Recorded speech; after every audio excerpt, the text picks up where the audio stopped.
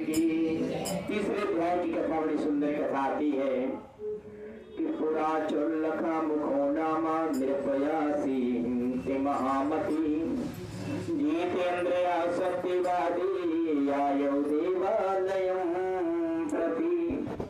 पुरा चोल्लखा मुख नाम के राजा जो अपने प्रजाजन से बड़े प्रेम करने वाले राजा गंगा जी के तट पर बैठ करके भगवान की कथा कर रहे हैं और भगवान की बड़ी सुंदर कथा, अलौकिक कथा हो रही है। इतनी सुंदर भव्य दरबार लगा हुआ है, बड़ी सुंदर कथा चल रही है। राजा पूरी प्रजाजन बैठे हुए खूब भगवान के नाम का चिंतन कर रहे हैं। उसी समय एक सेठ जी व्यापार करके नाव में बहुत सारा माल लेकर के उत्थान पर आए। सेठ जी ने देखा कथा हो रही है, प्रसंग बहुत सुंदर चल रहा है, कथा में बैठ गए, प्रसाद खाया, पूछ लिए किस लिए कर रहे हो। राजा ने कहा कि मम कामना संतति प्राप्ति अर्थम भवेति, मुझे एक संतान की प्राप्ति चाहिए। बहुत ध्यान देना, शास्त्र संतान केवल उसको मानता है चाहे वो कितना भी कामयाब हो जाए, लेकिन अपने गुणों को ना भूले, अपने संस्कारों को ना भूले, अपने माता पिता को ना भूले। वास्तविक रूप से संतान कहलाने का योग्य केवल वही होता है। बोल गोविंद भगवान की, लक्ष्मी नारायण भगवान की। ज्योति का प्रसाद सेठ जी लेते हैं, बड़े प्रसन्नता पूर्वक घर आते हैं। पत्नी का नाम है लीलावती। क्या नाम है? बहुत सुंदर से बुलाया, देवी जी देखो मैं ज्योति का प्रसाद लेकर के आया हूं, आप इस प्रसाद को खा लो। सेठ जी बड़े प्रसन्न हो गए, सेठानी जी बड़ी प्रसन्न हो गई, क्योंकि सेठानी जी पूजा पाठ पे बहुत विश्वास करती हैं और सेठ जी थोड़ा सा पैसे पे ज्यादा ध्यान देते हैं। अब इतनी कथा से प्रसाद दिया तो सेठानी जी ने नियम पूछा, नियम क्या है? सेठ जी ने कहा, राजा ने कहा है कथा करवा लेना देवी जी, लेकिन मैं अभी कथा नहीं करवाऊंगा। क्यों? क्योंकि जब हमारे घर संतान हो जाएगी तो भगवान की कथा करवा लेंगे। बोल गोविंद भगवान की। बाबा ने हाथ जोड़ करके प्रार्थना किया और सेठानी जी ने प्रसाद खाया और प्रसाद खाने के 9वें महीने में सुंदर सी कन्या ने जन्म लिया। बहुत ध्यान देना, तारने के लिए, सेवा करने के लिए जेंडर की जरूरत नहीं पड़ती। लड़का है तार देगा, लड़की है नहीं तारेगी, इसकी कोई गारंटी किसी के पास नहीं है। मैंने गीता और बबीता जैसी लड़कियां भी देखा है और मैंने धुंधकारी जैसे पुत्र के बारे में भी पढ़ा है। इसलिए मैं एक ब्राह्मण होने के नाते मैं विश्वास नहीं करता कि मेरे 2 संतान हैं, दोनों मुझे तार देगी, मतलब ही नहीं बनता। या मेरी संतान पुत्री है तो नहीं तारेगी, कोई मतलब ही नहीं बनता, क्योंकि शिक्षा और संस्कार तो जेंडर से कोई मतलब ही नहीं लगता। तारना होगा तो कन्या भी तार देगी, तारना होगा तो पुत्र भी तार देगा, और नहीं तारना होगा तो दोनों बेड़ा गर्क कर देंगे। और मैं तो अब संतान पे विश्वास ही करना बंद कर दिया धीरे धीरे। मेरा कर्तव्य है संतान को पाल पोस कर बड़ा कर दो, ध्यान देना, लेकिन उम्मीद मत रखो, क्योंकि उम्मीद रख रहे हो तो तुम्हारे दुखों का कारण हो सकता है। वो लायक निकल गए तब तो तुम्हारी उम्मीद ठीक है, लेकिन नालायक निकल गए तब तो तुम बहुत रोओगे सर पटक करके। इसीलिए जो कुछ भी करना है आज से ही करना शुरू कर दो। आशा बहुत दुखदाई होती है, आशा मत करो। लायक निकल गए तो बहुत अच्छे, वेल एंड गुड। नालायक निकल गए तो कोई बात नहीं, हमने तो पहले से अपनी मजबूती बना रखी है, कोई टेंशन ही नहीं है।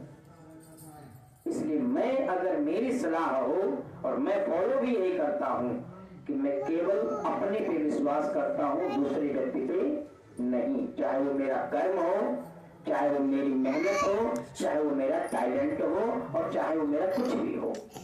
अगर मैं समर्थमान हूं, मैं जितना कर रहा हूं, मैं जितना बोल रहा हूं, मैं केवल उतना पे ही विश्वास करता हूं। मेरे बाद मेरा भला के बारे में कोई सोचेगा मुझे विश्वास नहीं है। मेरे मरने के बाद मेरे लिए दान पुण्य कोई करेगा, क्रियाकर्म करेगा, मुझे विश्वास नहीं है। मेरे जाने के बाद क्या कर्म कर देगा कुछ विश्वास मुझे नहीं है। मैं अपनी प्रैक्टिकली बात बता रहा हूं। इसीलिए मेरा ऐसा मानना है कि भगवान ने तुम्हें समर्थ मान कर रखा है, तो आज से ही शुरू कर लो। अगर तुम्हारे पास बहुत लोग कहते हैं पंडित जी रुपया पैसा नहीं व्यवस्था बनी, हाँ ठीक है मत करो दान, कोई रुपया पैसा का ही नहीं होता। तुम अपने हर बुराई को छोड़ करके अच्छाई के मार्ग पे आ जाओ, सेवा करना को शुरू कर दो, नाम जप करना शुरू कर दो, कीर्तन करना शुरू कर दो, भजन करना, ये भी तो सबसे बड़ी सेवा है भाई। कौन पैसा तुमसे मांग रहा है? नौधा भक्ति में तो पैसा का तो कहीं नाम ही नहीं आया है, इसलिए कभी इसके बारे में मत सोचो। लेकिन हम तो नहीं कर पा रहे हैं, बच्चे कर लेंगे, ये तुम्हारी सोच बहुत गंदी लगती है मुझे। क्यों? पहले ये सोच अच्छी थी क्योंकि बच्चे लायकदार होते थे। आज के युग में ऐसी सोच रखना मेरे हिसाब से ठीक नहीं है। बोल गोविंद भगवान की। प्रसाद खाया, 9वें महीने में सुंदर सी कन्या ने जन्म लिया। कला कला बांटने वाली थी, इसका नाम कन्या कलावती रखा गया।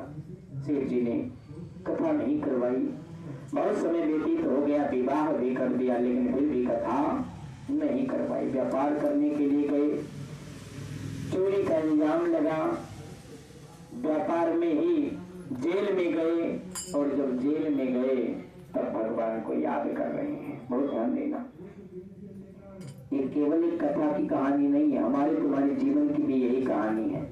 जब तक परिवार में खुशियां सुख शांति रहती है तब तक खूब मतवाले होकर के जीवन को जीते हैं, और जब थोड़ा सा समय उल्टा हो जाता है तो रोना चिल्लाना शुरू कर देते हैं। बाबा लिखते हैं क्या कि दुख में सुमिरन सब करे, सुख में करे न कोई, और जो सुख में सुमिरन करे तो दुख काहे को होई।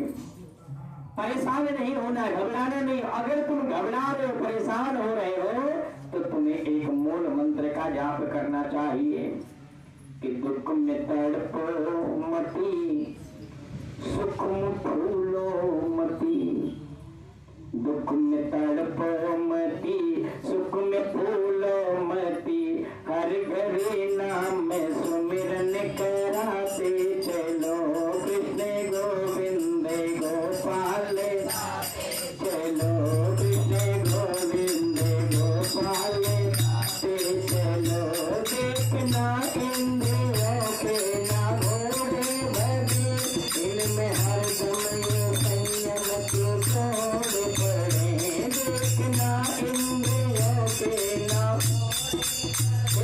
इनमें हर दम संयम के छोड़ पड़े, अपने रथ को मार्ग चलाते चलो, कृष्ण गोविंद गोपाल, हाँ कृष्ण गोविंद गोपाल। जीवन परेशान हो, भगवान के नाम चिंतन करने लगो। हमारे ढोलक मास्टर सोचते हैं कि पंडित जी पूरा गा ले तब हम बजाना शुरू करें। बोल गोविंद भगवान की। जबकि बैकअप वाले को, ढोलक वाले को बिल्कुल आंखें ऐसे फाड़ के बैठे रहना चाहिए, हैं? बोल लक्ष्मी नारायण भगवान की। हमारी आदि कहानी हो जाती है तब ये इससे क्या बजाना भी है, ये सोचते बजाना है, मुझे लग रहा है तब अपना चश्मा वश्मा लगा करके भी रेडी हो जाती है। बोल लक्ष्मी नारायण भगवान की। इस प्रकार से बाबा ने देखा, और देखने के बाद में पुनः इधर माँ बेटी कथा पर बैठ करके भगवान से प्रार्थना करती हैं। भगवान प्रसन्न होकर के आधी नाव मान लेते, पूरी नाव मान लेकर विदा किया। चतुर्थ अध्याय में भगवान परीक्षा लेंगे, किस प्रकार से लेंगे आपको कथा के माध्यम से बताया जाएगा। इस श्री संतनानी रीवा खंडित तृतीय अध्याय समाप्त। बोल श्री सत्यनारायण भगवान की। श्रीमन नारायण नारायण नारायण, श्रीमन भगवान नारायण नारायण नारायण,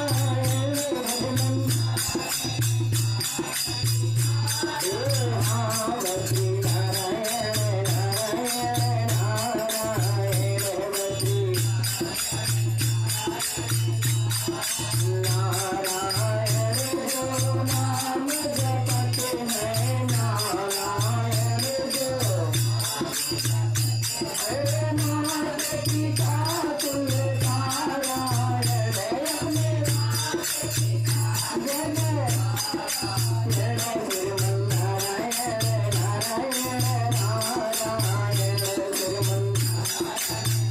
है।